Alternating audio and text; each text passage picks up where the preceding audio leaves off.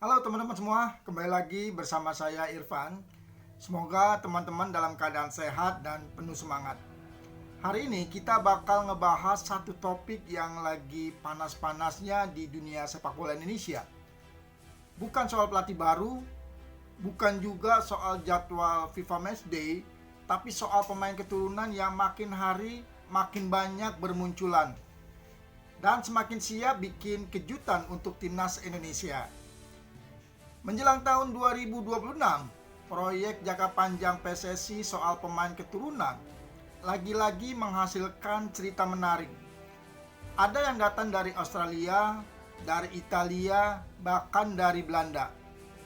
Tiga nama ini bisa menjadi wajah baru timnas Indonesia untuk beberapa tahun ke depan. Bahkan salah satu dari mereka sudah terang-terangan bilang siap jadi warga negara Indonesia. Ada juga yang lagi diincar klub Serie B Italia, dan satu lagi yang kemungkinan besar sedang dibawa pulang oleh JIS sebagai oleh-oleh untuk Indonesia. Jadi langsung saja kita mulai pembahasannya. Kita mulai dari Australia. Namanya satu ini mendadak ramai setelah beberapa kali tampil konsisten bersama Makatur FC di A-League. Namanya adalah Luke Fikri, atau kalau mau lebih Indonesia adalah Luke Fikri. Usianya baru 20 tahun, tapi jam terbangnya di musim ini sudah lumayan. 8 penampilan di berbagai kompetisi dan berhasil menyumbang 2 gol plus 1 assist. Untuk pemain muda di A-League, itu termasuk catatan yang cukup bagus. Luke ini tipikal pemain modern, bisa main di winger kiri, winger kanan, bahkan striker. Mobilitasnya tinggi, dribblenya oke, dan punya naluri menyerang yang matang untuk usianya. Banyak analis Australia bilang gaya main Luke ini mirip banget sama Ole Romani. Cepat, lincah, dan suka menusuk dari sisi lapangan. Dan kalau kita tahu bagaimana Ole Romani main bersama timnas Indonesia, kita pasti ngerti seberapa cocoknya Luke dengan proyek timnas masa depan. Luke lahir di Hawaii, memegang paspor Amerika Serikat dan Australia, tapi garis darah Indonesianya kuat banget. Neneknya lahir di Medan sebelum pindah ke Belanda dan akhirnya ke Amerika. Hebatnya lagi, Luke ini nggak basa-basi. Dia pernah bilang bahwa jika suatu saat saya membela Indonesia, itu akan menjadi sesuatu yang sangat luar biasa.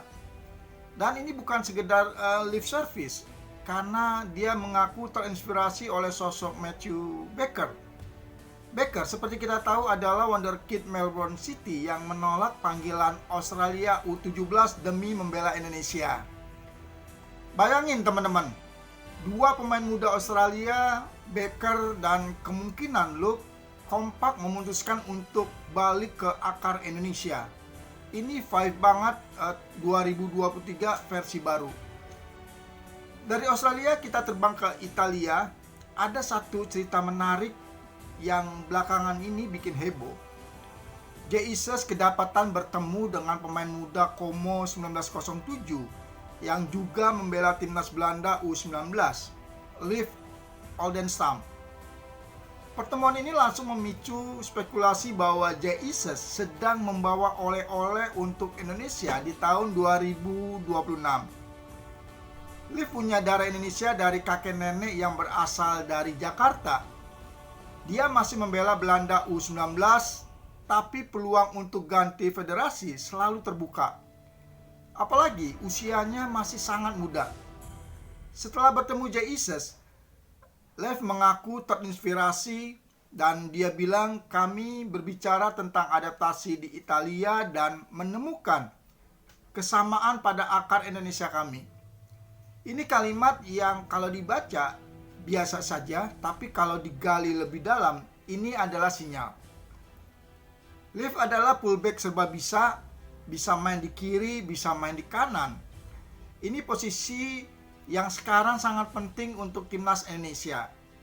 Kalau kita lihat pemain-pemain seperti Kevin Verdonk, Sandy Walsh, Patinama, Elkan Bagot, semua itu kualitasnya bagus, tapi jangka panjangnya masih butuh pelapis kuat. Lip bisa jadi proyek jangka panjang PSSI berikutnya. Kalau dia mau mengambil jalur yang sama seperti JIZ, ya siapa yang menolak? Talentanya besar, posisinya strategis, dan usianya masih 19 tahun. Sekarang kita masuk ke nama yang sudah sangat familiar, Ivar Jenner. Kontrak Ivar di FC Utrecht bakal habis di Juni 2026. Usianya baru 22 tahun dan dia butuh menit bermain reguler. Itu bikin namanya kembali muncul dalam rumor transfer. Ada beberapa klub Super League yang dikabarkan tertarik. Persija salah satu yang paling sering disebut. Tapi PSIM Yogyakarta secara terbuka bilang tidak ikut berburu karena keterbatasan anggaran. Namun yang menarik justru datang dari Italia. Beberapa klub seri B seperti Venezia dilaporkan meminati Ivar Jenner. Liga seri B ini dikenal sebagai tempat berkembangnya gelandang-gelandang muda dalam 2 musim. Banyak pemain berusia 19 sampai 23 tahun bisa berubah total kualitasnya. Karakter Ivar disiplin, agresif, menekan, kuat dalam transisi, dan itu cocok banget sama gaya sepak bola Italia yang taktis dan sistematis. Bahkan pelatih Mancini sejak Piala Asia U23 2024 pernah bilang kalau Ivar adalah salah satu pemain Indonesia yang paling siap bersaing di sepak bola Italia bersama Marcelino, Nathan, dan tentu saja Jesus. Kalau Ivar benar pindah ke Italia, proses adaptasinya bakal jauh lebih ringan. Selain ada Jesus di Venezia, ada juga Emil Audero yang sama-sama punya darah Indonesia. Kehadiran 2 pemain ini bisa bikin Ivar lebih cepat membangun ritme baru dan menyesuaikan diri dengan sistem di Italia. Dari 3 kisah ini, Australia, Italia, dan Belanda, kita bisa menarik satu kesimpulan besar. Indonesia sekarang sudah menjadi magnet global bagi para pemain keturunan. Kenapa? Stadion selalu penuh, supporter fanatik dan hidup. Proyek jangka panjang PSSI mulai rapi dan timnas Indonesia punya masa depan yang cerah. Banyak talenta muda di luar negeri yang mulai sadar kalau mereka punya kesempatan besar membela Indonesia, dan negara ini memberikan sesuatu yang mungkin tidak mereka dapatkan di tempat lain. Kebanggaan, kesempatan tampil reguler, dan dukungan publik yang luar biasa. Kita bisa bayangkan masa depan timnas 3-5 tahun ke depan ketika nama-nama seperti Luke Fekkery, Leif Oldenstam, Matthew Baker, hingga generasi baru pemain keturunan masuk ke skuad Garuda. Baik teman-teman, itulah pembahasan kita tentang 3 talenta muda yang punya potensi besar untuk memperkuat timnas Indonesia di masa depan. Luke Fekkery yang terinspirasi Matthew Baker, Leif Oldenstam yang bertemu Jesus di Italia, dan Ivar Jenner yang sedang berada di masa paling krusial dalam karirnya.